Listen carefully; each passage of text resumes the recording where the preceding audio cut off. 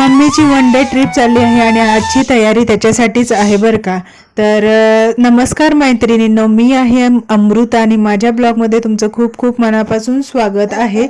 ही आहेत दारातली आळूची झाडं जी मम्मीने लावलेली होती. भरपूर अशी पानं येतात आणि खूप छान असे ऑर्गॅनिक, त्याच्यामध्ये कुठलीही औषध फवारणी नाही, काही नाही, एकदम छान आणि ताजी ताजी घराच्या समोरची आळूची पानाची वडी खायला मिळते बरं का. तर सकाळीच लवकर तयारीला लागले होते, कारण वेळ कसा जातो समजतच नाही. आज बनवायचं होतं आळूची वडी आणि व्हेज पुलाव आणि गुलगुले बनवायचे होते, जे गव्हाच्या पिठापासून बनवले जातात. तर तुम्हाला मी त्याची थोडक्यात रेसिपी सांगते. आता आमच्या इकडे त्याला गुलगुले म्हणतात, पण तुमच्या इकडे काय नवीन नाव असेल तर मला नक्की सांगा. तर चला, पहिल्यांदा पीठ भिजवून घेते गुलगुल्यासाठी. आता हे कसं बनवायचं, गव्हाचं पीठ चाळून घ्यायचं, गूळ एका पातेल्यामध्ये वितळायला ठेवायचं थोडंसं पाणी टाकून, आणि ते गाळून गव्हाच्या पिठामध्ये ओतून घ्यायचा गाळून आणि मिक्स करायचं चांगलं. हे भिजवताना ना गाठी होतात बरं का. गाठी हाताने हळूहळू फोडायच्या आणि जितक्या फुटतील हाताने तेवढं फोडून घ्यायच्या आणि नंतर तसंच झाकून ठेवायचं. हे म्हणून आता अशा प्रकारे पीठ एका पातेल्यात घेतलंय मी आणि त्याच्यामध्ये जो गूळ भिजवलेला होता ना तो गाळून घेतलाय. जरा जास्तच गोड ठेवायचं म्हणजे चांगलं लागतं. हाताने मिक्स करून घ्यायचं आणि झाकून ठेवायचं. आणि भिजल्यानंतर ना याच्या गाठीना व्यवस्थित फुटतात आणि एकदम मऊसूत पीठ तयार होतं. शक्यतो मी 1 तास तरी भिजत ठेवलं होतं, कारण ते नंतर गाठी फोडायला इझी जातं आणि हे छान लागतं एकदम. आपण डोश्यासारखं करतो ना, थोडंसं जाडसर असतं कारण मऊ असतं ना, म्हणून चांगलं लागतं.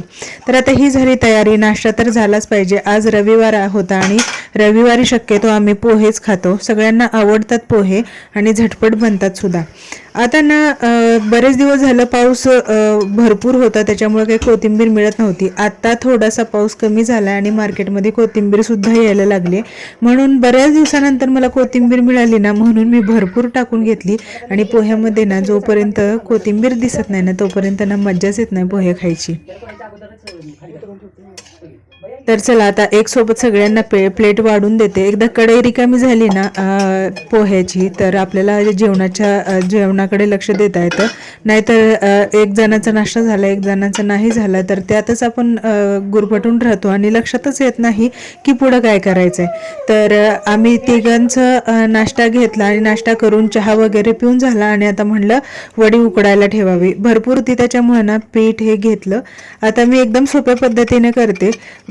मिरची आणि लसूण एकत्र बारीक करून घेते, त्यातच थोडासा ओवा टाकते म्हणजे सगळंच एकत्र बारीक होतं. हळद टाकते, थोडासा सोडा टाकते आणि मिक्स करून घेते. जास्त काही हे करत बसत नाही का, दुसरं काही ॲड करत बसत नाही. ह्याची सुद्धा खूप छान टेस्ट लागते. मेन म्हणजे मला वाटतं ओवा आणि लसूण असेल ना तर खूप छान टेस्ट येते वडीला किंवा भजीसाठी. तर पीठ कालवून घेतलं आणि आता वड्या लावून घेते. वड्या भरपूर असल्यामुळे ना एका चाळणीत झाल्या नाहीत, त्याला 2 वेळा तरी उकडायला ठेवायला लागल्या.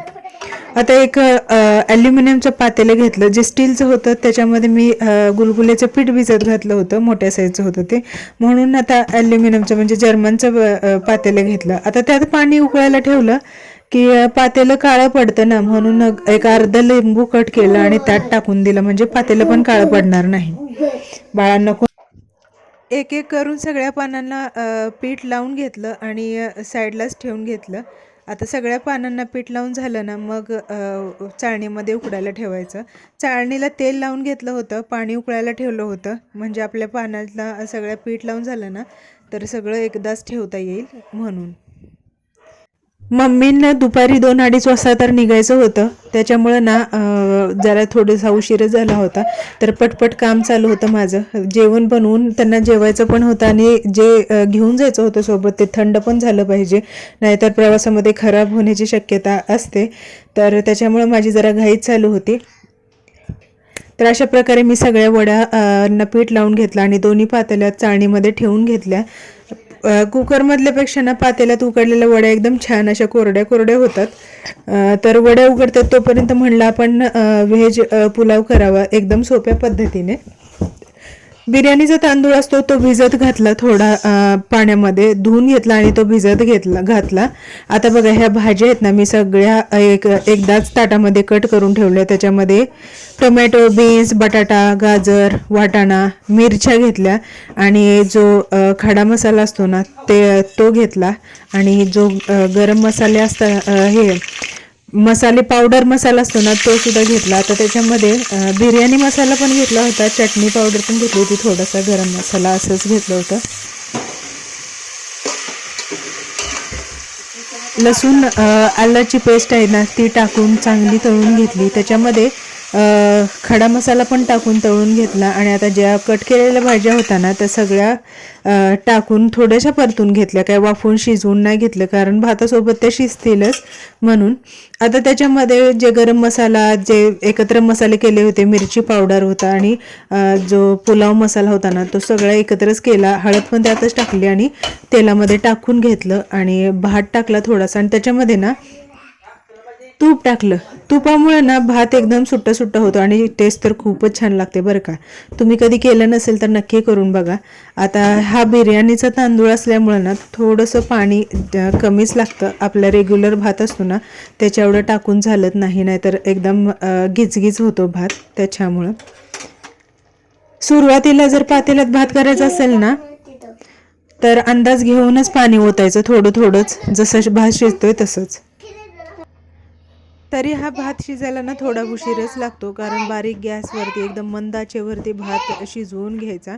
आणि भात बघा खूप छान शिजला होता. आता हा थोडासा कच्चा असतानाच मी दाखवला, पण भात एकदम परफेक्ट शिजला. हे कसं ओळखायचं माहिती आहे का, भाताचे दाणे असतात ना, कण कण असतात ना, ते असे उभे राहतात पातेल्यामध्ये, तेव्हा समजायचं की आपली बिर्याणी किंवा पुलाव असतो ना एकदम परफेक्ट शिजलेली आहे.